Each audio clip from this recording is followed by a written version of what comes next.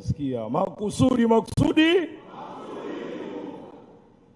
kuendesha pikipiki bila helmeti, kupakia mshikaki, kuitwa kwenye kikao bila kufika, Mpogoro akifanya kazi nzuri bila kumsifia.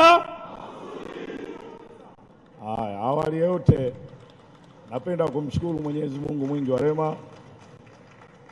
Mheshimiwa mgeni rasmi, Waziri Mkuu wa Jamhuri ya Muungano wa Tanzania Daktari Lameck Mwigulu Nchemba, mawaziri wa taasisi mbalimbali ambao tulipo hapa, na viongozi wa bodaboda na wamachinga na wageni wote waalikwa, na wasalimu kwa jina la Jamhuri ya Muungano wa Tanzania.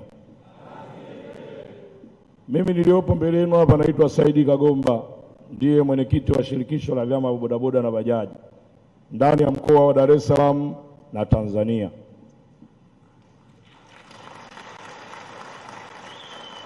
Mheshimiwa mgeni rasmi Waziri Mkuu, tutakuwa wachoyo wa fadhila kama tukuanza na shukrani. Shukrani zetu za serikali tumeanza katika mkoa wa Dar es Salaam na mikoa mbalimbali iliyofika hapa kwa zile changamoto zilizokuwepo za kutokuingia mijini na kutokuwa na vituo. Tuliona baadhi ya wakuu wa mikoa, wakuu wa wilaya walimaliza zile changamoto zetu na tumekuwa tunafanya kazi vizuri. Kwa hiyo tupelekee salamu zetu kwa Daktari Samia. Lakini la pili, tumeona Daktari Samia ameweza kutoa ofisi ndani ya mikoa 26. Kwa hiyo kwa wageni hao waliokuja hapa kwenye hii mikoa yote, Mheshimiwa Rais, na tuna viongozi kutoka Zanzibar pale, watasimama viongozi wawili. Tuna viongozi kutoka Zanzibar. Sasa na wao pia wakaomba, je, na sisi hatuwezi kupata ofisi? Kwa hiyo mheshimiwa, nalo hilo utalichukua, tuone ni jinsi gani tunaweza kuwasaidia. Mheshimiwa, tukianza katika swala la usafirishaji, tuna ada ambazo tunalipa katika swala la pikipiki ya miguu miwili. Ilikuwa ni 1,180,000, mkatushushia mpaka 1,120,000. Lakini pikipiki ya magurudumu mawili mmetuambia kwamba tulipe mapato ya TRA shilingi 65,000. Lakini bado kuna kitu ambacho kinatuchanganya kupitia Wizara ya Maendeleo na Jamii, tukaambiwa kwamba tunaletewa vitambulisho. Sasa Mheshimiwa Waziri Mkuu, ieleweke, na leo tukueleze tu Mheshimiwa Waziri Mkuu kwamba sekta ya usafirishaji wa bodaboda na bajaji, tofauti watu wanavyoifikiria, inachangia pato kubwa sana la serikali, kwa sababu tukianza tuna pato ambalo la kulipia maegesho ambao tunalipia katika halmashauri. Sasa hizi halmashauri mbalimbali tumekuwa tukichanganyana, na ikikupendeza, kwa sababu na TAMISEMI wako, tuone tukae katika mwamvuli wa TAMISEMI, na tunavyoongea tuongee kama nchi. Kama Dar es Salaam tunalipa ushuru shilingi 100 kwa siku 366 tunalipa shilingi 36,000. Lakini kuna baadhi ya mikoa, Morogoro wanalipa shilingi 1,000, kuna baadhi ya mikoa wanalipa shilingi 500, kuna baadhi ya mikoa wanalipa shilingi 400. Sasa kama hii ni nchi moja, na tunaamini Mheshimiwa mgeni rasmi, hili unalo kwako, unaweza ukalitatua, tukalipa kwa pamoja. Na ukichukulia bodaboda na bajaji ndani ya nchi tuko zaidi ya 3,000,000. Kwa hiyo ukipiga shilingi 36,000 mara 3,000,000 unakuta zaidi bilioni 108. Kwa hiyo ni mapato mengi ambayo tunaingiza katika sekta ya usafirishaji.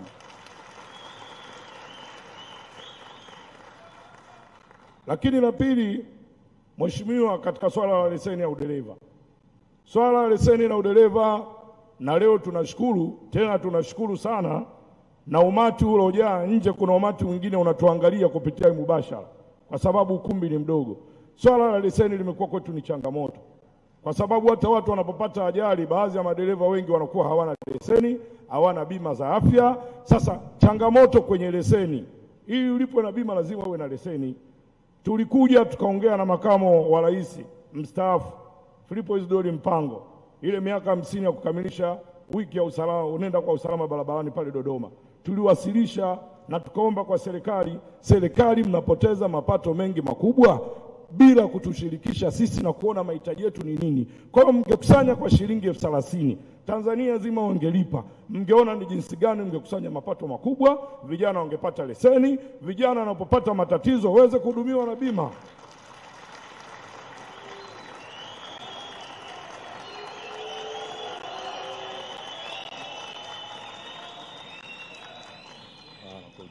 Mheshimiwa, tuna jambo la TRA. TRA kwenye usajili wa pikipiki, hata inapotokea uhalifu kwetu inakuwa shida. Inakuwa shida kwa sababu sasa hivi sisi tumetengeneza mfumo, na mfumo huu tayari tumesha integrate na jeshi la polisi. Ina maana mtu ambaye yuko kwenye mfumo akikamatwa alipe faini ndani ya siku 7. Tumeintegrate na TAMISEMI, tumeintegrate na NIDA. Kwa hiyo Mheshimiwa, tulikuwa tunaomba katika huu mfumo serikali itilie mkazo. Kuzaliwa kwa huu mfumo ni yale ambayo mlituchukua serikali kwenda kutufunza Kigali, Rwanda, tukarudi, tumerudi, tunafanya mambo yenyewe, serikali imetuacha. Kwa hiyo tunaomba ndugu mgeni rasmi, wizara ambayo mtatukabidhi na wizara ambayo mtakayotupa, kwa sababu ukiangalia hapa tunadili karibuni na wizara sisi 4. Tuna viwanda na biashara, tuna TAMISEMI, umeona, tuna maendeleo ya jamii. Sasa hata sisi tunayumba, wizara yetu maalum ni ipi? Tukabidhini, kama ni TAMISEMI, kama ni uchukuzi, ili tunapokwenda kote katika zile, kwa sababu tunalipa LATRA. Pikipiki moja inalipa LATRA shilingi 17,000 magurudumu mawili kwa ajili ya leseni ya usafirishaji. Pikipiki ya magurudumu matatu ambayo ni bajaji inalipa 22,000. Lakini bado sasa tutaitwa tena kwenye wizara zingine tunaambiwa tulipie hichi. Kwa hiyo unajikuta mtu wa bodaboda analipa ushuru mwingi na amepewa mzigo mkubwa. Kwa hiyo hizi ni changamoto, tuangalie ni wizara gani ambayo inafaa kutukabidhi ili tuweze kwenda nayo. Lakini lingine, tuna hizi uniform. Hizi uniform Mheshimiwa ina namba hii, na tutaomba ikikupendeza utupe hata dakika 10, kama tukimaliza mengine hata dakika 10 tukuoneshe mfumo tunao, tutaunganisha hapa. Ukiingiza hii namba, mimi unapata kituo changu ninachopaki, namba yangu leseni, mtaa wangu ninaokaa, kila kitu. Kwa hiyo hata katika ulinzi na usalama mfumo utasaidia, na ndio maana jeshi la polisi waliona tukaintegrate mfumo. Kwa hiyo hata yule mwenyekiti wa serikali za mitaa, mfumo umemwezesha kuwatambua vituo vyake vyote vya bodaboda vilivyokuwepo pale, na tuna sehemu ripoti uhalifu, ripoti ajali. Kwa hiyo kusema haya machache, Mheshimiwa mgeni rasmi, tunaomba mtuangalie na mtupangie wizara maalumu. Leo hii tulikaa na waziri wa TAMISEMI, tulizindua uniformu, akasema nchi nzima, wakuu wa mikoa, wakuu wa wilaya, tunamwona Mpogoro ndo tumepambana sana mpaka unaona mafanikio ya uniformu. Lakini bado tuna mabenki ambayo wanataka kuinvesti kwetu, wajenge vituo vya kisasa kama vya Rwanda, watuwekee na wifi.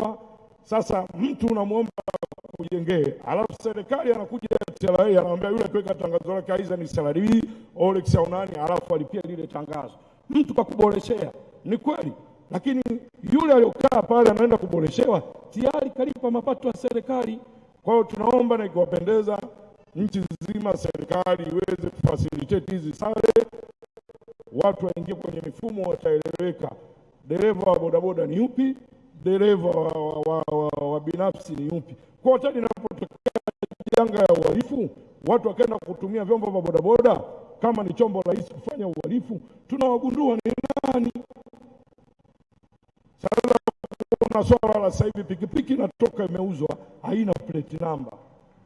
Tumekuwa tukilalamika, tumepeleka kwa wakuu wetu wa wilaya. Mkuu wa wilaya anajitahidi sana Mpogoro, na ndio maana umeona makofi haya. Sisi tunakuaga hatupindishi. Angekuwa anapinda Mpogoro tungekwambia kapinda, lakini ni mtu ambaye anatukimbilia. Tukisema lolote, mkuu wa mkoa akimpa maelekezo, iwe jua iwe mvua. Sasa mmempa mzigo mkubwa. Je, mtu wa Morogoro anatengenezewa na nani?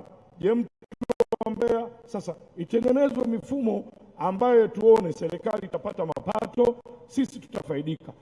Sasa tukiangalia katika mikopo, leo watu binafsi tumeona wamesaidiwa Kina mama, kuna mikopo ilikuja mibaya, kausha damu, sijui mwendo kasi, sijui nini. Huku sisi tunao mwendo kasi mheshimiwa. Huku tunao kausha damu kupita hiyo kausha damu ambayo tumewasaidia huko. Bodaboda, tuna watu wananunua, wanamiliki bodaboda kuanzia bodaboda 200 mpaka 300. Ukifika pale unapewa bodaboda bila kianzio, lakini huo mkataba wake umetishwa juu jiwe zito. Mkataba unapewa pikipiki kanunua dukani milioni 3, anakupa mkataba kwa kila siku shilingi 12,000 kwa miezi 16. Ukipiga ni milioni 6 mpaka na 200,000. Ukipiga faida yeye ana milioni 3 na 200,000. Je, serikali pale imefaidika na nini? Lakini je, kama serikali imefaidika, huyu mwananchi wa kawaida ambaye mwananchi wa serikali ambaye ndo kijana anataka kujikwamua kimaisha, aipende nchi yake, aipende na serikali yake, anafaidika na nini? Na anaweza akafanya mkataba akaendesha pikipiki ndani ya miezi 9. Siku moja tu ule mkataba hujui ugonjwa, mkataba hujui ajali. Tumbo limekuuma, daktari kakupa dawa upumzike nyumbani siku 3, unaambiwa umevunja mkataba, unaporwa ile pikipiki. Tunaomba serikali mliangalie.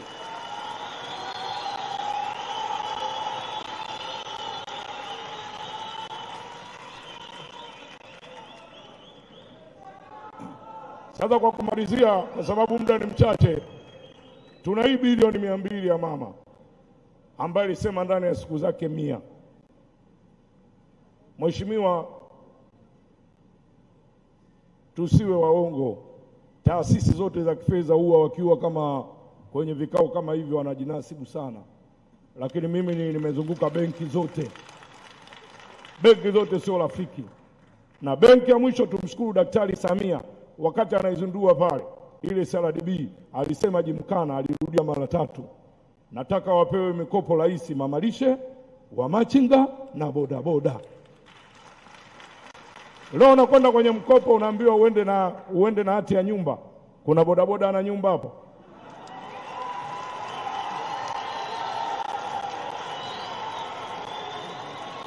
Unakwenda kuchukua mkopo unaambiwa upate wadhamini 2 wanaofanya kazi serikalini, mshahara wao unaoingia kutokana na ile benki.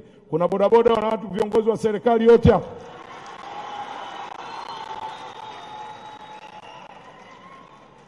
Sasa tulijitahidi kwa ile kauli aliyoitoa pale Daktari Samia, tulikaa na CRDB ili 20% tukachakata, mwisho tuweki zamana yote zaidi ya barua yetu. Na mpaka sasa hivi wametupa vyombo visivyopungua 564. Na juzi tumeanza kupeleka mikoa mingine, wamenufaika Iringa atasimama, huyo Melabu ana vyombo 60, wameanza kutoa vyombo vingine, na juzi tumeenda Zanzibar. Tunataka tuanze kutoa. Lakini kinachotubana Mheshimiwa Waziri Mkuu ni kianzio. Kianzio ili ukope pikipiki ya magurudumu 3 unatakiwa uwe na 1,900,060. Ili ukope pikipiki ya magurudumu 2 unatakiwa uwe na shilingi 660,000. Je, kwa hali ya kawaida bodaboda tunayo?